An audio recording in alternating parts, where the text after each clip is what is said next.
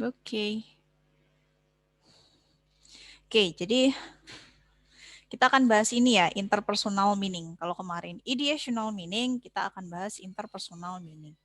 Nah, karena di sini nanti ada dua topik, subtopik yang akan dibahas dalam interpersonal meaning. Jadi kita untuk menganalisis interpersonal meaning, kita itu akan fokus ke analisa mood and modality system. Jadi nanti di sini ada dua besar, yaitu mood dan juga modality. Nah, Miss akan menjelaskan dulu apa itu mood.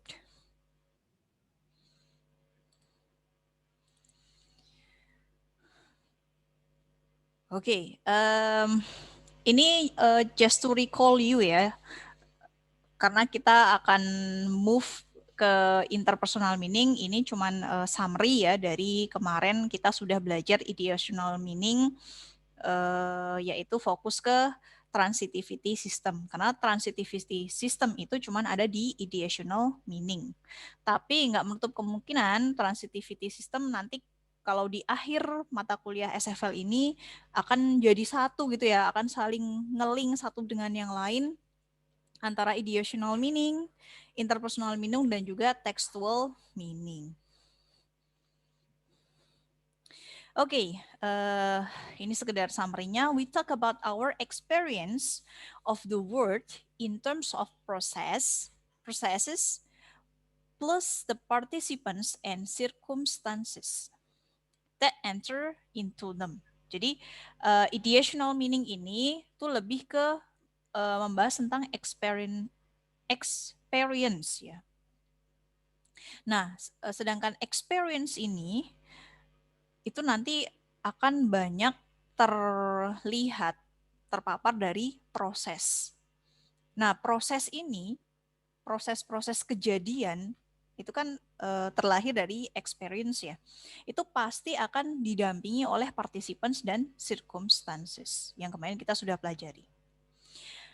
Nah, oleh karena itu, processes are typically realized as verbs which may describe an action or a feeling or a state of being or a way of behaving either happening in the world around us or within our own consciousness.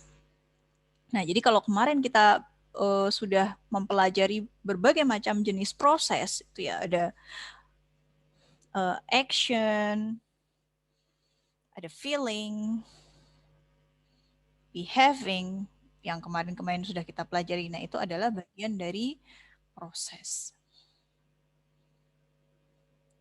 Processes are often accompanied by mention of who or what is participating. Nah, jadi kemarin kita kan sudah belajar participants. Siapa sih yang terlibat dalam proses kejadian itu, gitu ya. And possibly also of the circumstances. Jadi juga kita sudah belajar dan menganalisis circumstancesnya. Jadi keterangannya apa gitu. Ada kejadian, ada participants, kemudian keterangannya apa? Apakah tempat, waktu gitu ya, atau apakah bagaimana prosesnya gitu, atau reasoning gitu ya, alasan kenapa gitu ya. Nah, itu adalah bagian dari circumstances. Oke, jadi ini summary dari ideational meaning. Nah, sekarang kita akan masuk ke interpersonal meaning. Representing interpersonal meaning. Language functions to facilitate exchange both of information and of goods and services. The interpersonal meta function deals with our use of language to interact with our partners in the exchange. Nah, jadi kalau misalnya tadi ideational meaning itu banyak membahas tentang proses-proses kejadian karena experiential ya.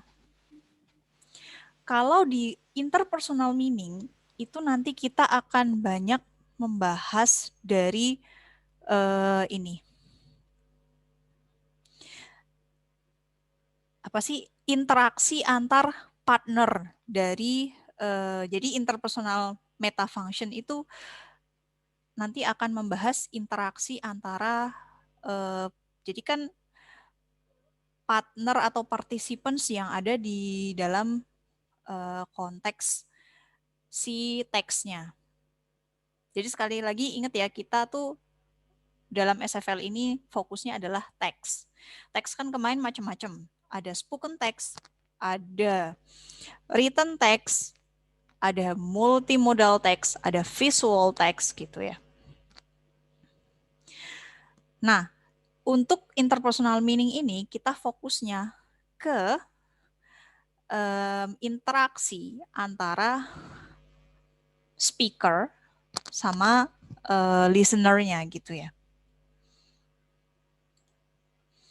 Dan dari interaksi itu pasti nanti ada yang namanya goods dan juga service. Jadi gimana sih proses interaksi antar untuk mengexchange meaning gitu ya, meaning yang akan disampaikan antar lawan bicara gitu.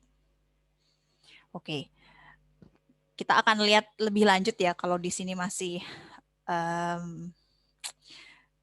sedikit ngeblur gitu ya.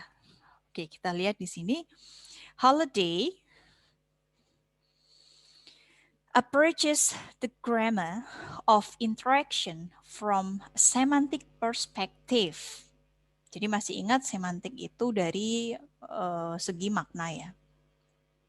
He points out that whenever we use language to interact, one of the things we are doing with it is establishing a relationship between us, between the person speaking now and the person who will probably speak next. Hati-hati ya dalam memahami kutipannya dari Pak Holiday ini. Karena kan Pak Holiday yang merumuskan teori SFL ini. Oke, jadi di sini kalau kita menggunakan bahasa untuk berinteraksi, itu kita fokusnya nanti adalah hubungan antara tadi si seseorang yang akan ngomong atau yang sedang ngomong saat itu dan orang lain yang kemungkinan akan ngomong setelahnya gitu ya. Kan nggak mungkin kan, ya bisa aja sih ya kita ngomong sendiri. Tapi kan kebanyakan orang itu berkomunikasi ngomong pasti dengan orang lain lah ya. Toh walaupun misalnya dia ngomong sendiri, pasti kan dia punya tujuan agar apa yang dia katakan itu didengar orang lain, ya kan? Pasti orang ngomong tuh ada tujuannya kan, atau ada pesan tertentu kan. Nah itu di sini tuh untuk interpersonal meaning itu jadi yang akan difokuskan, akan dianalisis itu adalah interaksinya, hubungannya. Oke, kita lihat, kita lanjutkan lagi. To establish this relationship, we take turns at speaking. As we take turns, we take on different speech roles in the exchange. The basic speech roles we can take on are, nah kita lihat di sini. Kalau misalnya kebanyakan kita mau berinteraksi, pasti kan kita akan speak up ya, akan berbicara. Kalau misalnya kita mau berinteraksinya tertulis, berarti kan kita nulis, gitu ya. Nah, kalau misalnya di sini kita fokusnya mau menyampaikan sebuah pesan melalui komunikasi secara langsung gitu ya, kita speak gitu ya, speaking, berarti kan nanti akan ada yang namanya speech rule. Siapa sih speakernya, terus apa sih yang akan terjadi gitu ya. Nah, di sini disampaikan the basic speech rules we can take on are, jadi ada beberapa gitu. Yang pertama misalnya giving.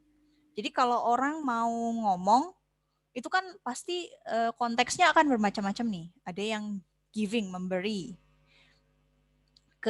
Keseringan gitu ya, kalau misalnya kita first time ketemu orang, kan nyapa. Kalau udah nyapa, nyapa kan berarti kita tuh ngasih sesuatu nggak sih sama orang? Halo gitu kan, kita ngasih sapaan gitu kan maksudnya. Nah, kita lihat di sini, ini ada contoh ya. Misalnya kalian nih classmate gitu ya, teman kelas gitu. Would you like to borrow my copy of the Harry Potter and Deathly Hallows? Nah, ini kan berarti konteksnya di sini kan dia giving kan, memberi pinjaman gitu ya. Kamu mau nggak sih aku pinjemin ini loh, aku tuh punya kopian dari novel Harry Potter and Deathly Hallows gitu ya. Nah, kemudian ada contoh lagi di bawahnya.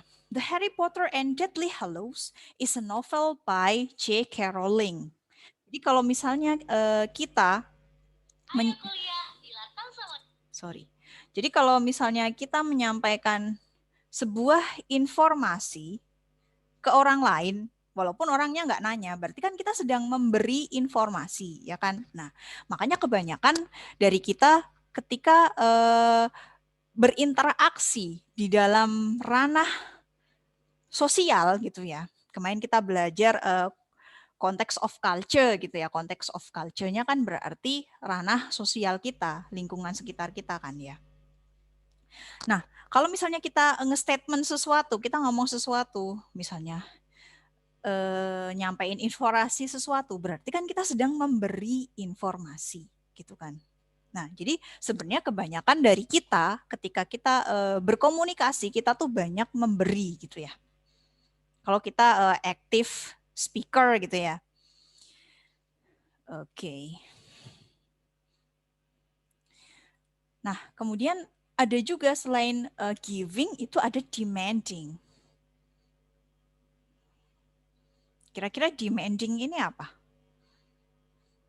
Coba saya pengen tahu. Ada yang tahu nggak demanding ini apa? Halo?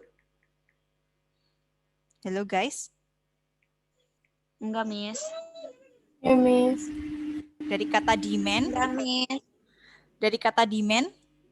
Kalau dari konteks contoh kalimatnya ini, kira-kira apa? Demand. Saya meminta ya, Miss ya. Meminta, betul. Betul. That's right. Jadi kalau tadi giving itu memberi, kalau demanding itu permintaan, meminta. That's right. Nah, kita lihat contohnya di sini. Can I borrow your copy of the Harry Potter and Deathly Hallows? Kan beda ya sama yang tadi yang sebelumnya. Kalau yang tadi kan memberi. Would you like to borrow my copy of the Harry Potter and Deathly Hallows? Nah, kan beda di situ. Kalau yang di sini konteksnya memberi, kalau yang di sini konteksnya meminta atau membuat permintaan. Who wrote the Harry Potter and Deathly Hallows? Nah, ini kan juga sama.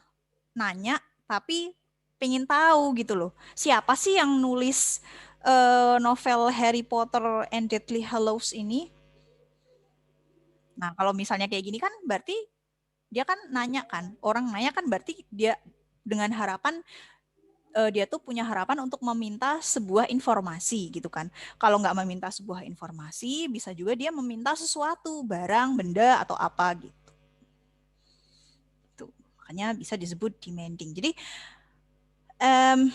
ini ya, tadi yang dimaksud speech role itu keseringan, kebanyakan itu kalau nggak memberi itu pasti meminta gitu ya. Interaksi yang terjadi di dalam komunikasi kita sehari-hari itu sebenarnya itu. Kalau nggak ngasih, ya minta gitu ya. Oke, kita lihat di sini. At the same time, as choosing either to give or demand in an exchange. Nah, kalau misalnya kita memberi atau kita meminta, itu kan pasti ada exchange kan. Ada sesuatu yang ditukar kan. Entah nuker barang, entah nuker informasi gitu kan. We also choose the kind of commodity that we are exchanging. Nah, pasti ada komoditinya kan, ada bendanya, ada sesuatunya yang ditukerin gitu, ditukarkan, pasti ada. Kalau tadi konteksnya, can I borrow your copy of Harry Potter and the Deathly Hallows? Maksudnya dia tuh mau minjem novelnya Harry Potter gitu, berarti kan komoditinya kan buku ya, dia mau minjem buku. Tapi kalau misalnya dia nanya, siapa sih yang nulis novel Harry Potter? Kan jawabannya J.K. Rowling. Berarti kan dia komoditinya kan berupa informasi. Dia kan pengen minta informasi gitu. Gitu. Sebaliknya juga ya, itu kan demand ya. Kalau yang give tadi, yang giving, ya berarti dia mau ngasih apa sih? Ngasih benda apa ngasih informasi gitu.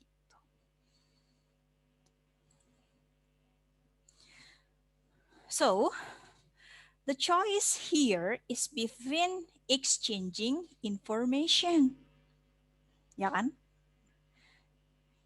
Jadi kalau misalnya kita lihat konteksnya, who wrote the Harry Potter and Deathly Hallows? The Harry Potter and Deathly Hallows is a novel by J.K. Rowling. Jadi kalau misalnya katakanlah ini yang kalimat pertama ini si A gitu, ini si B. Si A nanya, siapa sih yang nulis Harry Potter and Deathly Hallows gitu. Terus si B jawab, Harry Potter and Deathly Hallows itu novel karangannya Bu J.K. Rowling misalnya kayak gitu. Berarti kan mereka sedang exchange informasi tentang pengarangnya si Harry Potter. Nah, sedangkan or exchanging goods and service. Jadi goods itu bisa benda ya atau service. Service ya apa? Nge-service apa nih? Gitu. Can I borrow your copy of the Harry Potter and Deathly Hallows? Would you like to borrow my copy of the Harry Potter and Deathly Hallows? Berarti kan ini konteksnya lebih ke exchanging goods kan, barang kan. Kalau service tuh yang gimana gitu? Ya kalau contohnya lah kalau kalian misalnya potong rambut gitu. Sebenarnya kalian kan nggak nuker barang kan? Mungkin lebih ke jasa kali ya, Miss. Ya, betul. Servis itu ke jasa. Jadi kalau kalian potong rambut kan hasilnya rambut kalian bagus gitu kan. Jadi kan dapat servis dari potong rambut gitu. Benar-benar jasa. That's right. Sampai di sini paham? Ada yang mau ditanyakan? Tentang interaksi dan exchange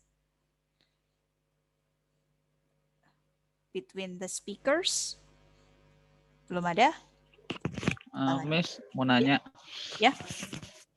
Apakah di penyampaian tadi sudah terdapat mode-nya atau belum sih? Kita belum sampai ke mode-nya kan? Belum. Oh.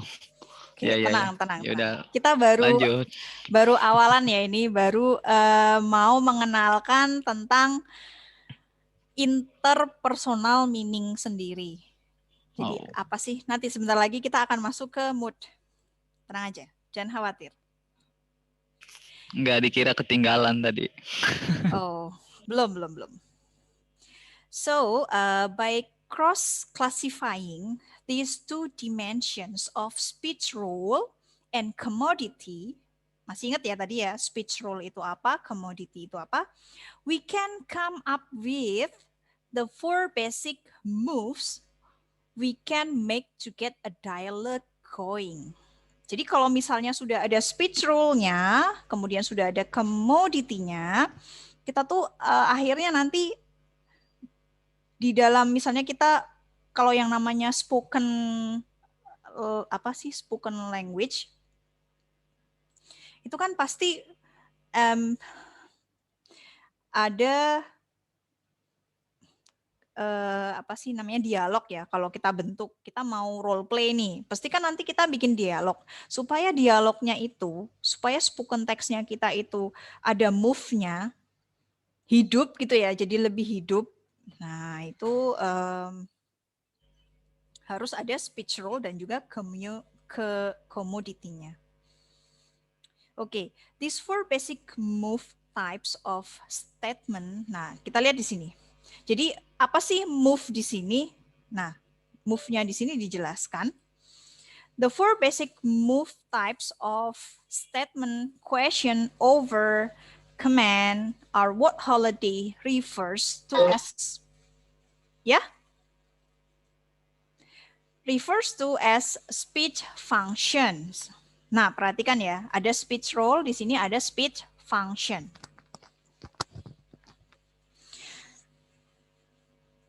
Jadi move tadi yang membersamai dengan speech role dan juga commodity itu bisa bentuknya bisa macam-macam, bisa statement, bisa question, bisa over, bisa command gitu ya. Jadi tadi tuh nanti kita bahas di selanjutnya. So we say that every stating move in dialogue must be one or other of these speech functions. And each speech function involves both a speech role and commodity choice. Jadi ini speech function ini akan mempengaruhi dari speech role dan commodity choice-nya. Jadi akan pemilihan dari speech role-nya itu akan yang apa, commodity-nya yang akan seperti apa, itu akan dipengaruhi juga oleh speech function ya. Karena kan isinya apakah bentuknya statement, jadi yang disampaikan itu bentuknya statement, pertanyaan, atau menawarkan sesuatu, offer, atau command, nyuruh-nyuruh, yang mana gitu ya. Jadi interaksinya tuh apa gitu. Interaksi kalimat-kalimat yang digunakan tuh apa gitu. Pilihan speech function-nya tuh yang mana gitu. Itu akan mempengaruhi speech role-nya gitu ya. Dan of course juga dari commodity choice-nya.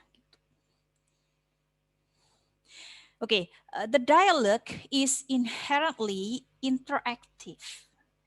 Typically, it doesn't involve simply one move from one speaker. We need also to recognize that after one speaker has initiated an exchange, another speaker is very likely to respond. Thus, we need also to see that there is a choice between initiating and responding moves. Hati-hati. Kita lihat di sini ya. Jadi dalam interaksi tadi, kan ada move. Move-nya kan kita bisa gunakan speech function ya. Bisa overing something, atau bahkan command. Gitu ya. Nah, di sini tuh ada yang inisiatif, ada yang responding. Initiating move, ada yang responding move. Kita lihat apa itu initiating and responding move. Nah, kita lihat contohnya, sebenarnya ini contoh yang sebelumnya tadi ya. Tapi dikelompokkan berdasarkan inisiatif sama responnya. Kalau kita berinisiasi, initiating gitu. Who wrote the Harry Potter and Deathly Hallows? Respondinya pasti langsung J.K. Rowling gitu. The Harry Potter and Deathly Hallows is a novel by J.K. Rowling. Misalnya ada orang yang ngomong kayak gitu ya, berstatement seperti itu. Kalau yang atas ini kan question ya. Kalau yang kedua kan dia nge-statement gitu ya. Terus kalau kalian tahu kalau Harry Potter and Deathly Hallows itu novelnya J.K. Rowling, pasti kan kalian langsung ngomong, yeah, I know. Gitu kan. Can I borrow your copy of the Harry Potter and Deathly Hallows? Kalau misalnya pertanyaannya kayak gini kan, pasti jawabannya sure. Gitu kan. Kalau kalian ngizinin ya, pasti kan sure. Oke. Gitu. Would you like to borrow my copy of the Harry Potter? Kalau misalnya kamu nawarin novelnya Harry Potter ke temenmu gitu.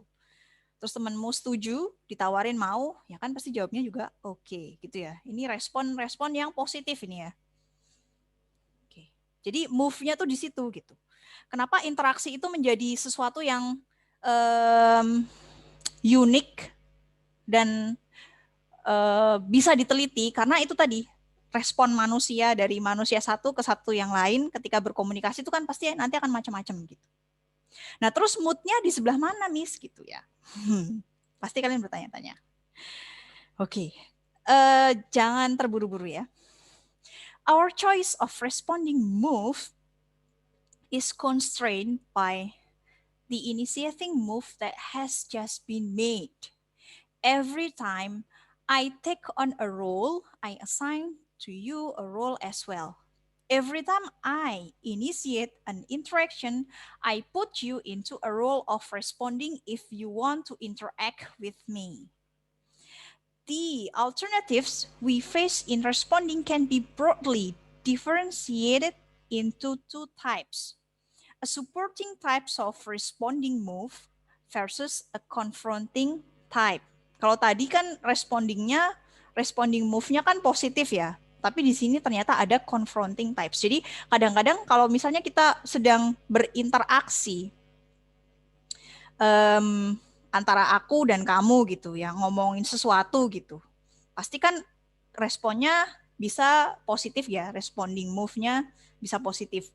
Ada juga yang confronting type. Confronting berarti kan kayak nentang gitu ya, kayak lebih ke negatif gitu ya. Kita lihat di sini. Jadi sebenarnya tuh dalam komunikasi tuh bisa aja terjadi gitu ya.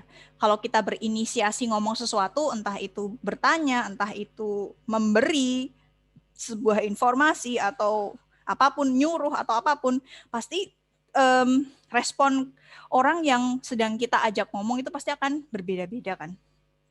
Nah kalau tadi kita lihat, kita udah ngelihat supporting responnya positif-positif ya. Kalau ditanya, siapa sih pengarangnya Harry Potter? J.K. Rowling. Terus kalau misalnya ada orang ngomong nge-statement Harry Potter itu novel karangannya J.K. Rowling. Oh iya, gitu ya. Boleh aku pinjam bukumu? Boleh, oke gitu ya. Kamu mau nggak minjem bukuku? Oke gitu. Tapi kan kadang-kadang ada juga kan respon yang lain, seperti confronting respon gitu. Who wrote the Harry Potter and Deathly Hallows? How would I know? Kan gitu ya. Ya mana gue tahu gitu kan. Kadang-kadang ada juga kan orang yang kayak gitu ya. The Harry Potter and Deathly Hallows is a novel by J.K. Rowling gitu misalnya anaknya ini suka ngasih informasi secara cuma-cuma ke temennya. Tapi kan ada juga yang dia confronting ya. I think you are wrong there. Gitu juga kan. Ada juga kan anak-anak yang kayak gitu ya. Kayaknya enggak gitu deh. Enggak juga tuh. Aku pikir bukan J.K. Rowling kan ada juga yang bakal ngomong kayak gitu ya kan. Can I borrow your copy of the Harry Potter and Deathly Hallows? Sorry, I don't lend my books. Ada juga kan yang kayak gitu kan. Nggak semua orang bakal minjemin buku yang mereka punyai kan. Gitu loh. Itu ada sisi positif dan negatif gitu loh. Jadi dari respon interaksi antar pembicara gitu.